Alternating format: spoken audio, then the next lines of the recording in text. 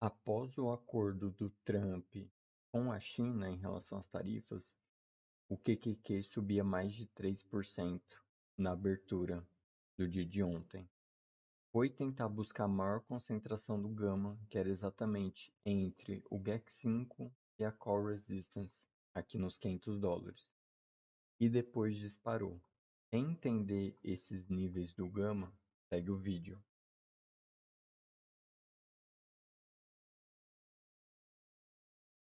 Bom, pessoal, estou no gráfico do QQQ aqui. Vocês podem ver, foi um baita gap de alta aqui do ativo após a Casa Branca confirmar que os Estados Unidos e a China entraram em um acordo em relação às tarifas. Se não me engano, no domingo à noite, tá? Então, o ativo foi e abriu com um gap de quase 4% aqui de alta, tá? Devolveu um pouco, o que era natural, né, depois de um movimento tão grande. Foi buscar a maior concentração de gama e depois acabou alcançando novas máximas intradiárias, tá? Fechou com mais de 4% de alta no dia de ontem, segunda-feira. E para você que ainda não sabe o que são essas concentrações de gama, nada mais é do que pontos de interesse do mercado no ativo. Então, esses pontos, e no MentorQ, que é o meu provedor dos dados, a gente consegue ver com mais detalhes as concentrações de cada ponto. Então, quanto maior concentração, maior ponto de interesse, maior probabilidade do ativo puxar para aquele preço. Tá? Então, é basicamente isso.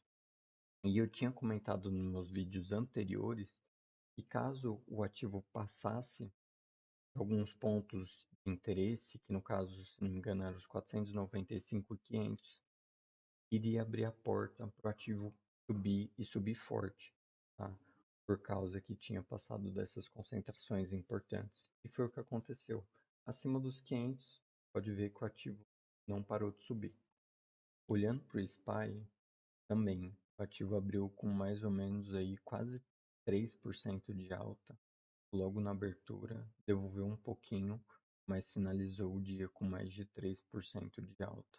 No caso do SPY aqui, a maior concentração por SPY era exatamente os 580. Então, o ativo, como vocês podem ver, ficou oscilando, né, abaixo, aí batia nele, era com uma resistência. Batia nele, resistência. Depois conseguiu passar e ficou um pouquinho acima dele, tá? Fechando aí nos $502. Olhando para a Nvidia, o ativo já abriu com um gap aqui com mais de 4% de alta e finalizou com mais de 5% de alta, tá? O ativo foi tentar a maior concentração de gama, que era uma concentração bem importante aqui no 120. Tentou buscar, quase que chegou lá e aí disparou, né? Voltou a subir e a buscar novas máximas intradiárias. E olhando por último a Apple, o ativo abriu com mais de 6% de alta. A Apple sofreu bastante com essa guerra tarifária e também com seus balanços. Depois que divulgou o balanço, os investidores venderam, na verdade, por mais que apresentou um balanço ok, um balanço bom, a empresa estava perdendo valor. Tanto é que eu até abri uma operação antes do balanço, acreditando e baseado no gama que o ativo ia cair, e eu consegui sair com mais de 150% nessa operação. Tá? Para quem me acompanha no TC, viu o resultado da operação. Então tá na descrição do vídeo o link para você me seguir lá no TC. E para a Apple, o ativo ficou variando aqui por volta dessa gama wall. O ativo ficou nessa faixa de preço. Bom, como eu falei, agora eu estou na plataforma do MentorQ, que é o meu provedor dos dados do Gama.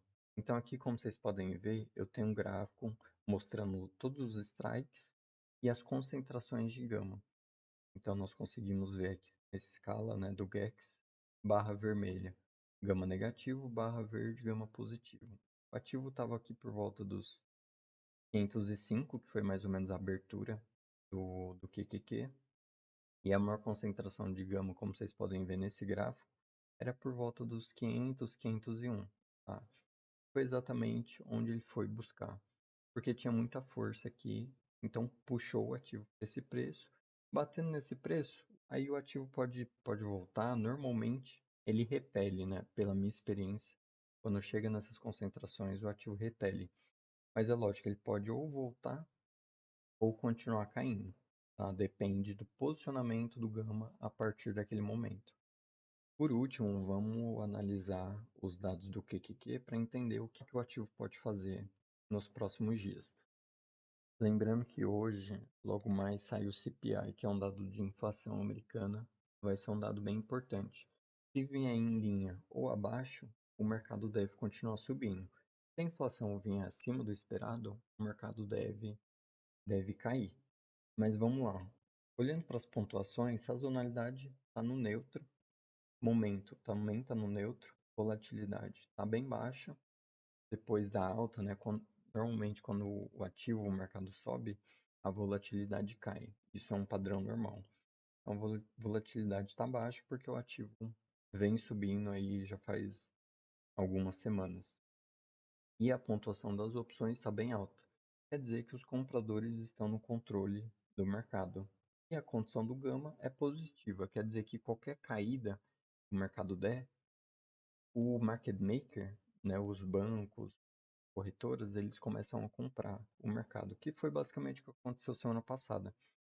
O mercado estava em gama positivo, o mercado caiu um pouquinho e ele voltava, caiu um pouquinho e voltava.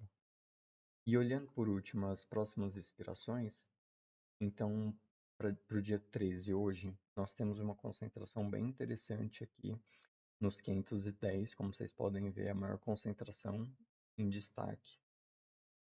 Amanhã nós temos aqui por volta dos 490, bem abaixo do spot, né? Mas o ativo já passou desse preço, né? Então acredito que é um posicionamento que já estava em aberto já faz alguns dias. Mas olhando aqui para o dia 16, que é sexta-feira, o vencimento mais importante do mês de maio, nós temos um suporte aqui nos 500, então vai ser difícil o ativo cair abaixo disso, a não ser que saia uma notícia, um dado muito ruim e tenha força para puxar, mas o 500 agora vai agir como uma resistência. Nós temos gama positivo aqui acima, mas não tanto, né? Não temos nenhum destaque na parte de cima, mas gama positivo, pontuação das opções alta, quer dizer que os compradores estão no comando, e as concentrações de gama aqui na parte de cima deve fazer com que o ativo continue a subir. Então é isso. Se você gostou desse vídeo, deixe seu like, se inscreve no canal. Eu trago essa análise de segunda a sexta